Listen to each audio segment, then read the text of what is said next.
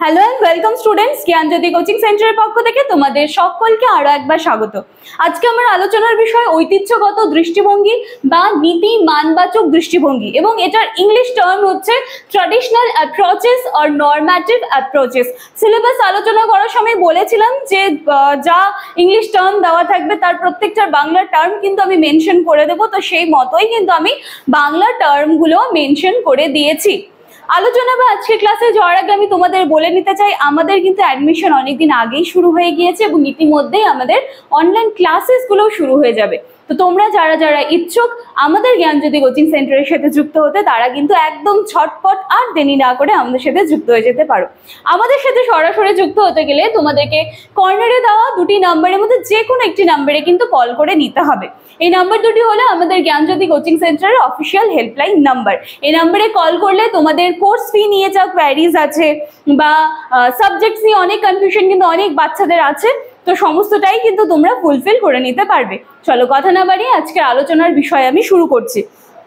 দেখো, যে বিষয়টা নিয়ে আলোচনা করছি সেটা হচ্ছে নীতি মানবাচক দৃষ্টিভঙ্গি। এই যে নীতি মানবাচক দৃষ্টিভঙ্গি যেটা রয়েছে বা নরম্যাটিভ অ্যাপ্রোচ যেটা রয়েছে, সেটা কিন্তু একটা প্রাচীন দৃষ্টিভঙ্গি। ঠিক আছে, দেখো আমি এখানে লিখেছি, সেটা কিন্তু একটা প্রাচীন দৃষ্টিভঙ্গি বা একে আদর্শমুখীও বলা যেতে পারে এবং একে দর্শন কেন্দ্রিকও বলা যেতে পারে। কারণ মানে এই যে নীতি মানবাচক দৃষ্টিভঙ্গি, এখানে আমরা দেখব যে মেইনলি এখানে মানে ভালো মন্দ, উচিত অনুচিত এই সমস্ত কিছুর মানদণ্ডে কিন্তু সমস্ত ব্যাপারটাকে বিচার বিশ্লেষণ করা হয়। ঠিক আছে, বইয়ের ভাষায় যদি আমি একটু দেখতে চাই, তাহলে দেখো প্রথমে আমাদেরকে প্রবক্তাগণের নাম একটু জানতে হবে। এনারা ছিলেন Plato, Aristotle, Machiavelli, Hobbes, Locke, Rousseau, Montesquieu, Hegel প্রমুখরা। এরা সকলেই কিন্তু রাজনৈতিক আলোচনাকে সামাজিক আদর্শের উপর প্রতিষ্ঠা করতে চেয়েছিলেন বা প্রতিষ্ঠা করার কথা বলেছিলেন। ঠিক আছে, রাজনৈতিক আলোচনাকে সমাজের আদর্শ, ঠিক আছে, আদর্শের উপর প্রতিষ্ঠা করার কথা বলেছিলেন। তো এইবারে এর কিছু বৈশিষ্ট্য নিয়ে কিন্তু আমি আলোচনা করব। আজকের যে ক্লাসটা সেটা তোমরা পার্ট 1 হিসেবে পাবে এবং পরের দিনে যে ক্লাসটা পাবে এটার কিন্তু আমি আবার সমালোচনা নিয়েও আসবো। তাহলে চলো বৈশিষ্ট্যগুলো শুরু করছি। কি বলা আছে যে নৈতিক মান ও মূল্যবোধ, এবং ওই পাশে লিখেছি আমি রাজনৈতিক বিষয়। তার মানে এই দৃষ্টিভঙ্গিতে রাজনৈতিক যে বিষয়গুলো রয়েছে সেগুলোকে বলতে পারো যে বিশ্লেষণ করা হচ্ছে বা সেগুলোকে কোন দিক দিয়ে বিচার করা হচ্ছে, সেটা হচ্ছে আমাদের নৈতিক মান এবং মূল্যবোধ। এই দুটোর মানদণ্ডে রাজনৈতিক বিষয়গুলোকে মেইনলি কিন্তু বিশ্লেষণ করা হচ্ছে, মানে এই দুটো দৃষ্টিভঙ্গি থেকে রাজনৈতিক বিষয়কে দেখা হচ্ছে। ঠিক আছে, নাম্বার 2 রয়েছে নীতি মানবাচক দৃষ্টিভঙ্গির উৎস, এবং ওপাশে লিখেছি আমি দার্শনিক ঐতিহাসিক আলোচনা। এখানে বলা হয়েছে যে নীতি মানবাচক দৃষ্টিভঙ্গির উৎস হচ্ছে দার্শনিক ঐতিহাসিক আলোচনা।